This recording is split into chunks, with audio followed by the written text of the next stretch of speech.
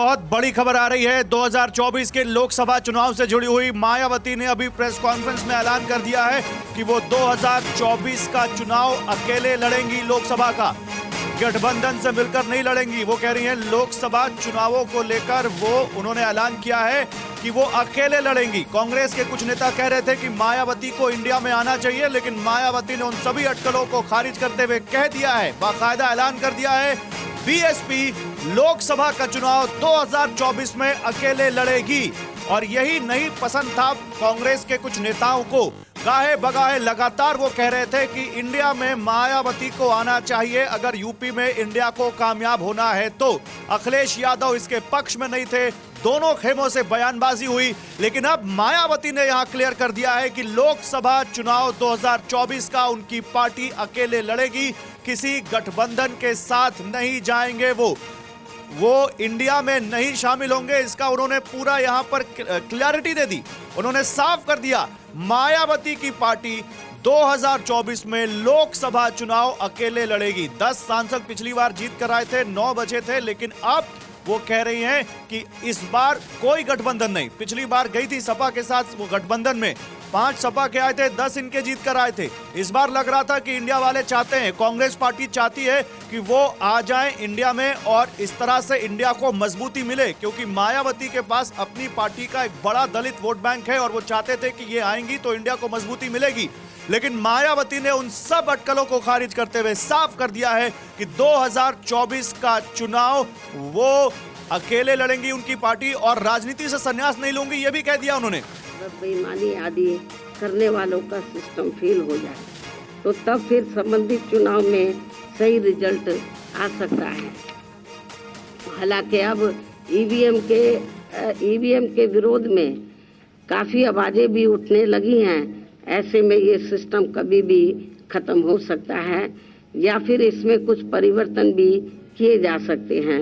इसलिए हमें पार्टी के जनाधार को बढ़ाते रहना बहुत ज़रूरी है।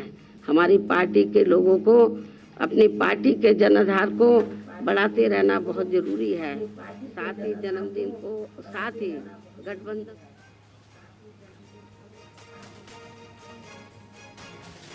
और पंकज झा हमारे साथ जुड़ चुके हैं। पंकज, मायावती के अकेले लोकसभा चुनाव लड़ने के इस ऐलान को कैसे देखें? इसको आप ऐसे देख सकते हैं, यूपी जहाँ से लोकसभा की 80 सीटें हैं और इंडिया गठबंधन में कांग्रेस को इस बात का बहुत भरोसा था, उम्मीद की कि आज मायावती अपने बर्थडे पर कोई गुड न्यूज कांग्रेस के लिए दे सकती है। कांग्रेस इसीलिए समाजवादी पार्टी के साथ सीटों के बंटवारे को लेकर टाल मटोल कर रही थी, तारीखें बदलती जा रही थी। उसे लग रहा था बीएसपी के आ जाने से यूपी में बीजेपी के खिलाफ एक बड़ा गठबंधन हो सकता है। कांग्रेस के कई नेता इस बात की मांग कर रहे थे, लेकिन मायावती ने साफ कर दिया है कि उनका जो अनुभव रहा है, वो भले समाजवादी पार्टी और कांग्रेस पार्टी के साथ गठबंधन करने का, इन गठबंधन में कभी भी बीएसपी को कोई फायदा नहीं हुआ, इसीलिए वो अकेले ही चुनाव लड़ेंगी, जो पार्टी का पहले से स्टैंड रहा है। तो फिर क्या पंकज ये माने कि ये इंडिया के लिए एक बुरी खबर आज? जी हाँ, बिल्कुल। मायावती के बर्थडे के दिन जो गुड न्यूज की उम्मीद लगाए बैठी थी, खासतौर से कांग्रेस और इंडिया गठबंधन, जो यूपी के लिए अगर देखें लिहाज से, जहाँ वैसे इंडिया गठबंधन की हालत बहुत खराब है, पिछले 2 लोकसभा चुनाव को देखें तो बहुत बुरी खबर है आज बीएसपी कैंप की तरफ से इंडिया गठबंधन के लिए। और क्या 2024 के चुनावों में बीजेपी को इसका फायदा भी हो सकता है पंकज?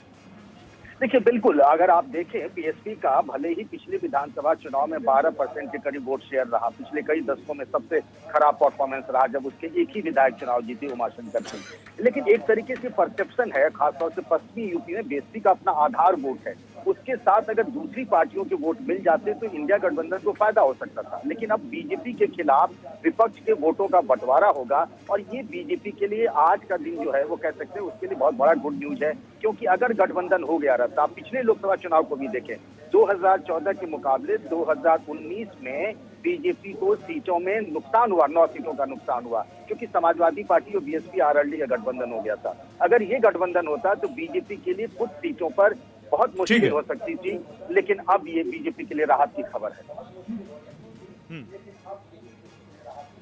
ठीक है, बहुत शुक्रिया पंकज। तो एक बार फिर से सुना देते हैं, देश की राजनीति और उत्तर प्रदेश की राजनीति से ताल्लुक रखने वाली आज की सबसे बड़ी खबर। मायावती ने ऐलान किया है 2024 का लोकसभा चुनाव वो अकेले लड़ने जा रही हैं। सुनिए क्या कहा उन्होंने।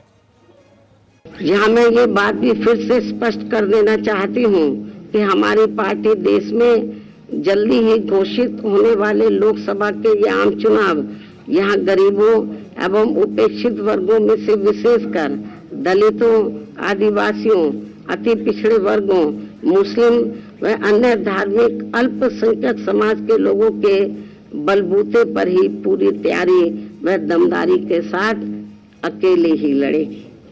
और इन्हीं के बलबूते पर ही हमने सन 2007 में यहाँ आबादी के हिसाब से देश के सबसे बड़े प्रदेश उत्तर प्रदेश में अकेले ही चुनाव लड़कर फिर अपनी पार्टी की पूर्ण बहुमत की सरकार भी बनाई थी।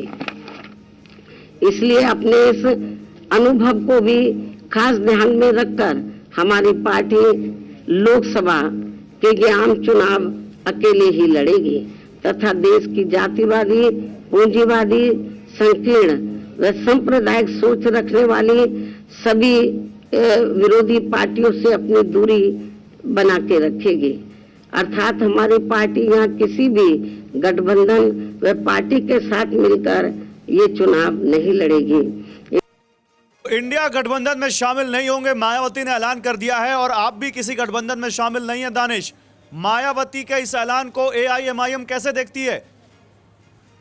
देखिए, हम तो अपनी तरफ से जो भी कोशिशें हैं वो कर रहे हैं और हमारे जो राष्ट्रीय सदर हैं जनाब बैरिस्टर साहब, वही उस पर पॉलिसी डिसाइड करके आगे का काम करेंगे।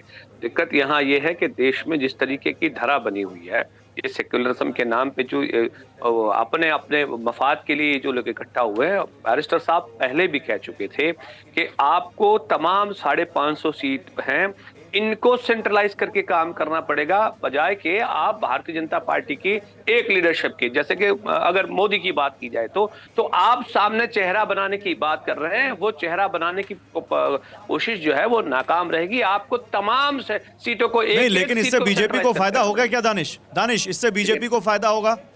देखिए, मैं तो इस बात में मानता हूं कि चाहे कांग्रेस हो या ये जितनी भी पार्टियां हैं, ये अल्टीमेटली किसी न किसी तरीके से भारतीय जनता पार्टी को फायदा हो उस तरीके की बात कर रहे हैं। क्योंकि देखिए, सबको इकट्ठा करना जरूरी है और अगर सब में बिखराव है, इसका मतलब यह है कि वो सीधा मैसेज बनाने की कोशिश है कि भारतीय जनता पार्टी की ताकत बढ़ेगी। अरे आपके ऊपर भी तो यही आरोप लगाती हैं वो कि आप बीजेपी की बी टीम है।